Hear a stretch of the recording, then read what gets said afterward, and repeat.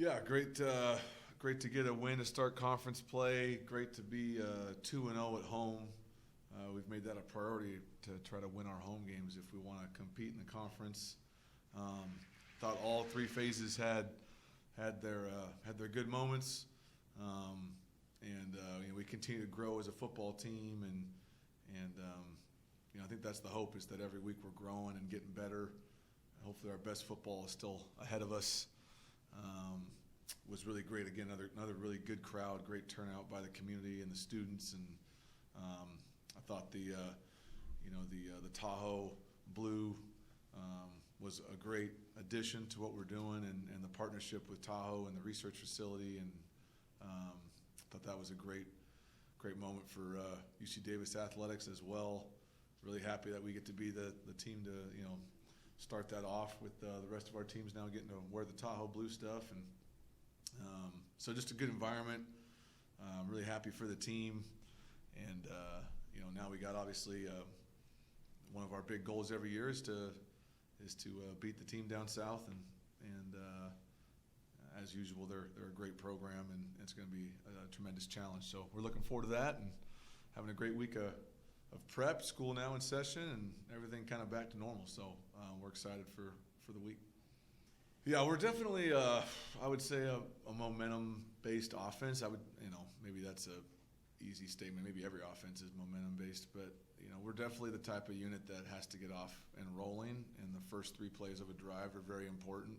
Once we kind of get the first down, we normally tend to do well historically.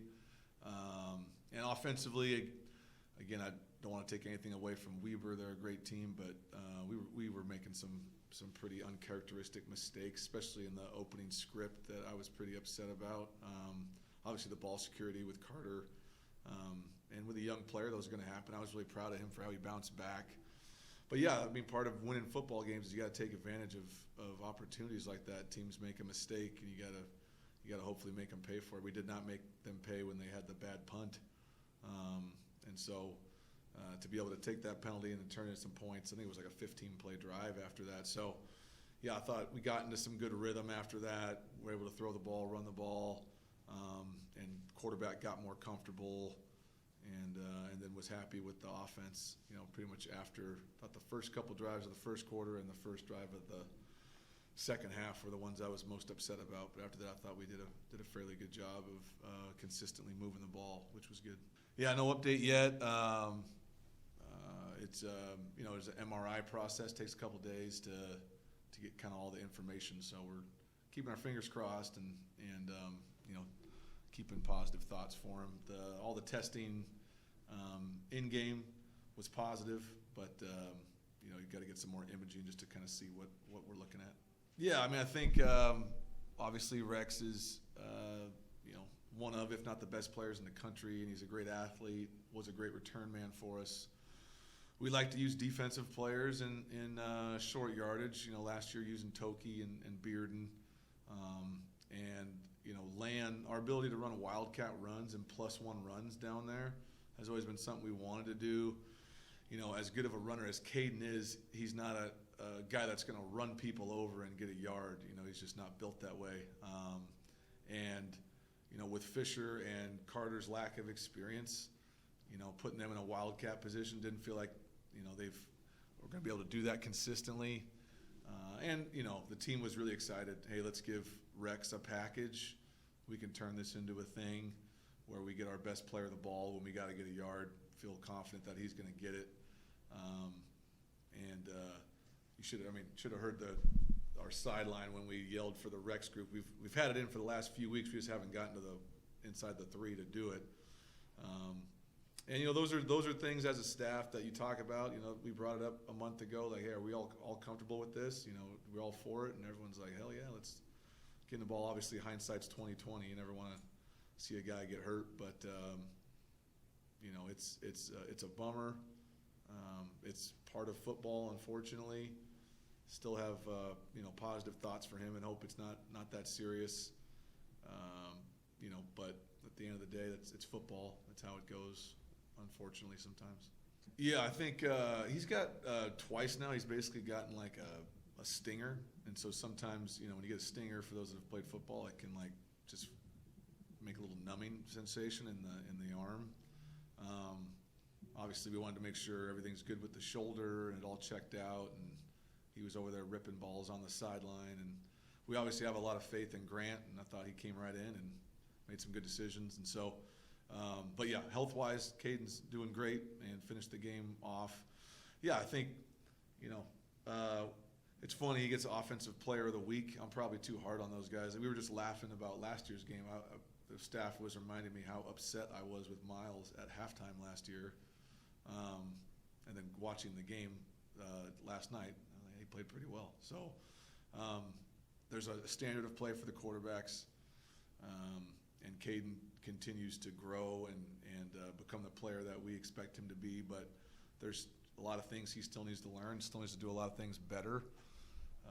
But I think a good example is early in the game, we had 2 3rd and longs. We felt really good about the play call we had, got what we wanted, and really needed to check the ball down and didn't, which a young quarterback sometimes wants to force it. And then later in the game, on a 3rd down and long, he checked it down to Fisher, and they got a gain of 20. And then we had a play in the red zone where we took a shot at the end zone, and they covered it up really well, and he checked it down to Carter and got a gain of 4. So I think that's a good example of he's the kind of guy that he makes a mistake, you come over, you coach him, he's very coachable, he wants to do well, and then normally he goes back out there, and if he gets a similar situation, he'll make the right decision. And that's all you can ask for as a coach, especially at a young guy, is I expect you to have to learn some things and make some mistakes, but when we coach you, can you go out there and apply it? And he continues to do that, which is, makes him a fun guy to coach. I don't know if, I can't really judge how far along he is. I don't think he's playing up to the standard that I want the quarterbacks to play, but I also didn't think Miles was last year sometimes either. So I think my expectation might be higher than everybody else's. But I'm proud of him. He deserves to get accolades just because of how hard he works, and he is a fantastic player. And so when the outside people want to recognize our players, I'm very grateful and thankful for that. And he's a tremendous talent and a great kid and works really hard. But I still think his best football is ahead of him. I got a great deal of respect for their staff. I've known Coach Wolf for a long time. He's obviously won this conference before. And I think their defense is doing a great job this year. Coach Von Oppen is a dear friend and someone that my wife and I, with him and his wife Cindy, really care about Cody and really happy for him and the success they're having. I think their team is much improved from a year ago, which I'm not surprised by with Coach Wolf and how they're building the program there. So offensively, they've been scoring a lot of points. Quarterback's playing well. They got a great receiver. Defensively, they're getting after the quarterback, creating a lot of pressure, creating turnovers. So I think they're playing as well as anybody right now in the conference. So I expect it to be a really, really difficult challenge. Yeah, I would agree. I think they've been searching for an identity, I would say, just based on last year. It seemed like they were trying to figure out who they wanted to be. I think right now they know who they are, and they got really smart offensive coaches over there, obviously, starting with Coach Wolf. So I think they know who they are right now. They have a real identity, and they got some good skill players, that are making some plays. And the offensive line's obviously going to always play well under Coach Wolf's guidance. So I would say the biggest difference this year is just I think they know who they are. They have an identity, and they're playing pretty consistent with that and scoring a lot of points. No, I would say I remember when I was playing, and Coach Ellerson was the head coach there, and he was tremendous, and their teams were tremendous. I thought he said it best. He said that some rivalries are based on the foundation of respect, and I would say this one is like that. Davis and Cal Poly is a rivalry that is based on the foundation of respect. I think both programs really respect each other, and I think they both play the right way, and so there's been some great games that I've been a part of. But it is a definite goal of ours every year. We talk about it yearly, how important that game is to our program, and so it doesn't matter what the records are. Our goal is to always beat the team down south and beat the team across the causeway. And if you do that, it's a successful season.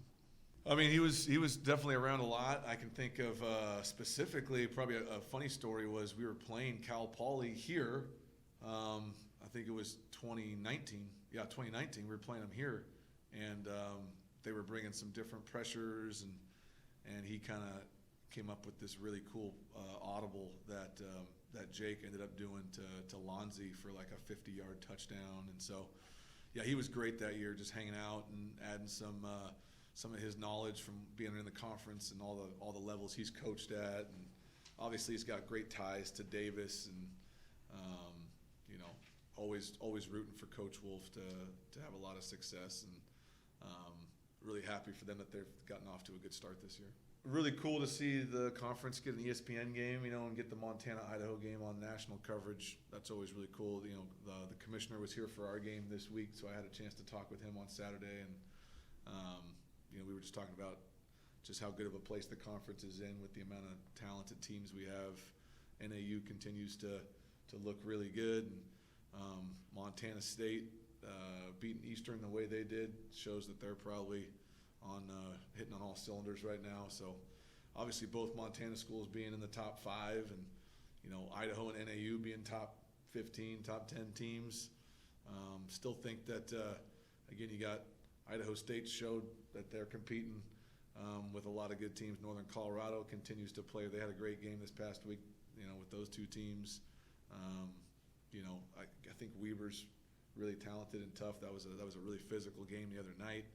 So I think top to bottom, you know, every week it's going to be, you got to play your best. That's what we talk about, and we try to focus on winning our home games, and then obviously, you know, beating your rivals, and that's a great opportunity this weekend.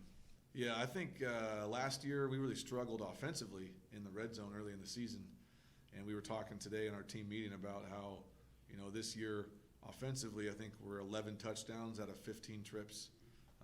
13 out of 15 scores, and we've had a field goal blocked and missed a field goal. So really, offensively, done a great job down there. And then defensively, the other night they get 5 trips, they only get 1 score. I mean, I think that's a real tribute to Coach Coombs and his staff. And we talk about it all the time. It's a 3 or nothing mentality down there for our defense.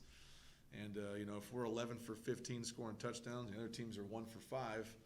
You know, we're going to win a lot of football games that way. So I was really proud of our defensive effort. I know they were bummed out giving up that last drive at the end of the game, but I thought we were great against the run. I thought we were much improved on 3rd and 4th down, especially 3rd and long, not giving up 3rd and long, stopped a 4th down, and then great in the red area. And that's been the foundation of our defense for a long time. We're going to stop the run, we're going to get after the quarterback, and we're going to be great in situational football. And I thought the Blue Force was in full force the other night, which was great to see. I've been the most proud of Ian the last 2 weeks, just how well he's practiced. You know, I think there was some frustration. It's hard when you got 3 good tight ends. You're trying to get everybody in there, get them, you know, find a role for them. You know, I didn't think he was practicing at the level that he could or should. And man, the last 2 weeks he's been as good as anybody at practice, and I think that's shown up with his last 2 performances. He's obviously the most talented guy in that room, and but when he prepares and practices really well all week, I think he's as good as anybody in the conference. So great to get him going, great to get him in space. He's got a wonderful energy about him, and you know, when he's going, he's as good as anybody. So that was cool to see him have some good moments for sure. Yeah, I mean, the one that stands out, I was talking to the team about today, was, you know, in 2004 was when they decided to have the trophies. And so we brought our trophy and they brought their trophy. We went down south to play the game. And it was an unbelievable back and forth game. On the drive down on the bus, Coach Biggs said, hey, we need another red zone play. And so I went to the back of the bus with John Grant and Tony Kays and Jesse Oliva and a bunch of guys, and we drew up this random play, and we gave it to Bob, and he, you know, told us, hey, this looks good. We didn't think much of it. And then late in the game, we're on a game-winning drive. We're down 33-30, I think, and we got like a 4th and goal inside the 10, and we call a timeout, and we come over, and Coach goes, hey, let's run that play we drew up on the bus. And we all kind of looked at him crazy, and he's like, you guys believe it's going to work, right? Hell yeah. So we called it, and Tony was wide open and caught it and spun the ball, and it was it was a magical night. So we won the first game where the trophies were on the line and got to bring both trophies back. The one trophy's in our QC office. I don't think we ever gave it back, and now we got the other one. Hopefully we can keep them both. Do you remember what was special about that play? We were in a 3-by-1 formation. It was called 94 triple corner is what we called it, or 94 triple, and basically we were running 3 corner routes, which you rarely do. Kind of like a short corner, a medium corner, and a deeper corner. And the middle corner had an option to go to the post. And the way they lined up, the middle corner went to the post, and it rubbed through the safety, and it just freed up Tony, and he was standing by himself. I could talk for hours about the brilliance of Bob Biggs, but I think that was another sign of just who he was as a leader, and understanding the coverages we were going to get, and had us trained as well as anybody what plays were going to work against certain coverages. So that was one of the fonder ones I remember. I also remember John Grant that game. He got hit in the mouth on 32 bluegrass was the call of the run play. The DN thought he had the ball, hit him in the mouth, and he bit his tongue, and it cut open, and he came over and opened his mouth and was like, "Hey, TP, am I bleeding?" And he had blood all over his mouth, and I could see like a piece of his tongue kind of hanging off. And I looked at him and said, "No, man, you look great. It's all good."